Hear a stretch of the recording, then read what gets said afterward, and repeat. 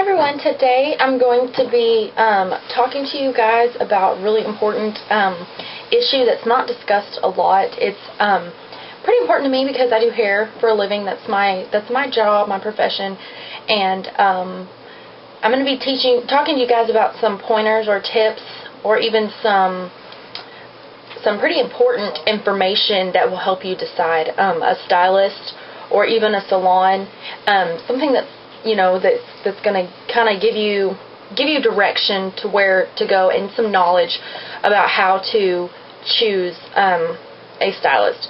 I'm going to start off by saying, that not everybody has horrific experiences, but you hear more about those than you do about the good experiences. So, you automatically start to think that everything is going to not work out for your advantage, but I'm going to kind of give you a little bit of information from my point of view, what I would do, and what I have learned over the past 3-4 years doing hair. I'm going to be telling you guys some things that I've learned that I would do and I would suggest that you do. So I'm going to start off by talking about referrals. If somebody's hair always looks good, or even they always have healthy hair, even if it's colored or even if it's just natural. If they always have healthy hair, and their haircuts always look good, and you think that their hair always looks good, ask them. They're going to be the most helpful in guiding you where they go. But that would be where I would start. From there, if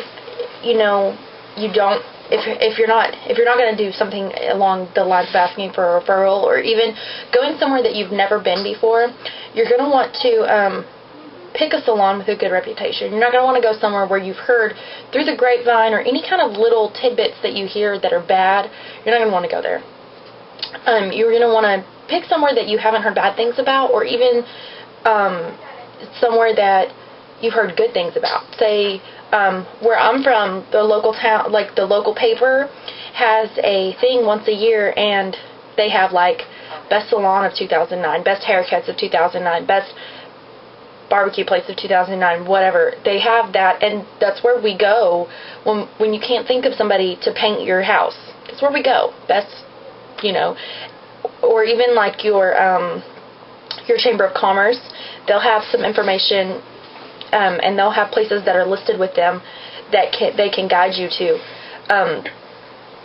The next thing you're going to want to do, and I don't mean to sound tacky, and I don't want to hurt anybody's feelings, and this is not towards anybody in particular, but you want to avoid franchise salons. Not going to say any names or anything, because I don't want to hurt anybody's feelings, and not towards anybody in particular, but that's just what I would suggest, unless you're just needing a quick trim or things like that, that's not very difficult at all.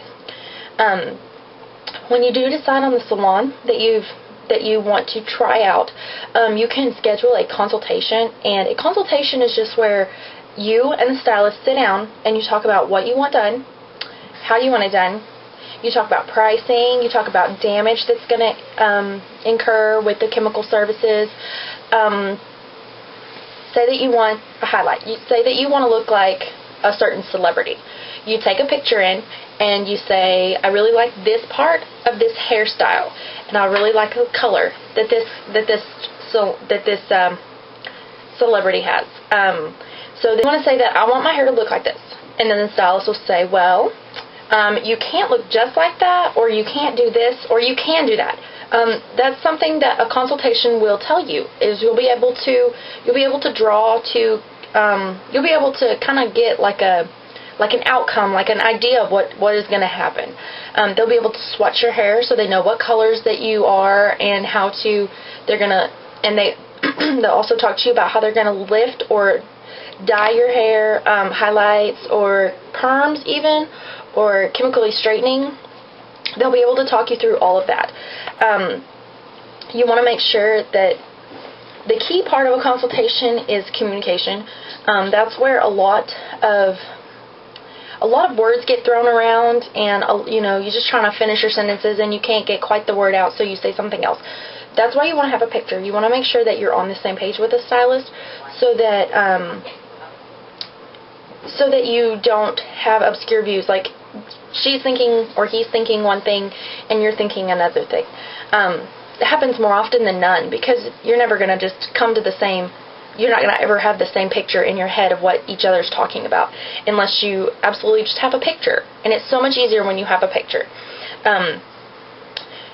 You're going to want to, kind of, not without saying anything, but you're going to kind of want to feel for their knowledge, see how they're talking, and see if they sound like they're talking to you like they know what they're talking about.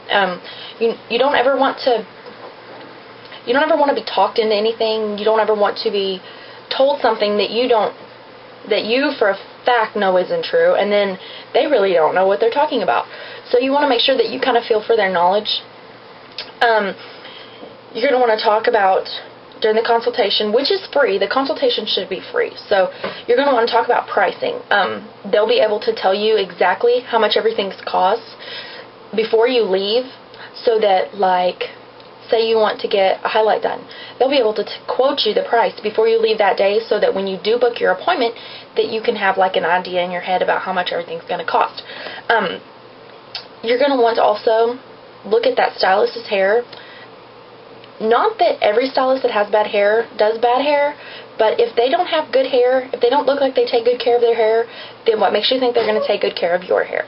You're going to want to make sure that that it's not damaged. I mean, just by the way you look at it, the colors, you can have fun colors in your hair and still make it look good. You want to make sure that that's part of what you draw. You want to make sure that what you draw from this consultation helps you decide if you want to stay there or go somewhere else. Also, you're going to want to look at the cleanliness of the salon or the studio that you're at. Depending on how someone takes care of their salon, also has a lot to do with how they take care of their clients.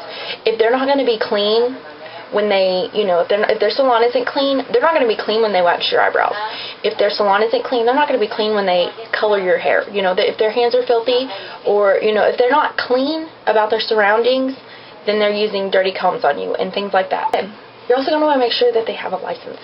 That is the one thing, that is the most violated rule in the cosmetology industry, is that people work without license. If you go to a cosmetology licensing website, like ours is cosmetologist.texas.org or something like that, the most fines written are for people practicing without a license. If they don't have a license, it means they didn't go to school, which means they don't know what they're doing. Not particularly that they don't know what they're doing, but they don't have the education to know, to back up and, stand behind themselves. So that is a very important part. You want to make sure that they also have a license. That's probably the first important thing before anything about the consultation. You want to make sure they have a license. Once the consultation is over, and, you go to, they say, have a great day, would you like to book your appointment? If you are not comfortable with staying there at that salon, do not waste your time, and do not waste the stylist's time. Do not book an appointment. Don't waste your time. Be an adult about it. That stylist could fill that spot with something else and make money. So don't say that you're going to show up and not show up. If you're not comfortable with the way the consultation just turned out, then just say, I'll call back, or, something so that you're not wasting time with each other. If you do decide to book your appointment, when you do come back, do not be talked into anything. Do not be persuaded into something different than what you want. It's fine to ask for a stylist's opinion, and it's fine to ask for like a second opinion, even from somebody else in the shop, but if you don't want, bang, don't do it just because everybody wants you to. And if you guys have any questions or anything you want to add, please leave it like in the comment section. Thank y'all for watching, and comment, rate, and subscribe.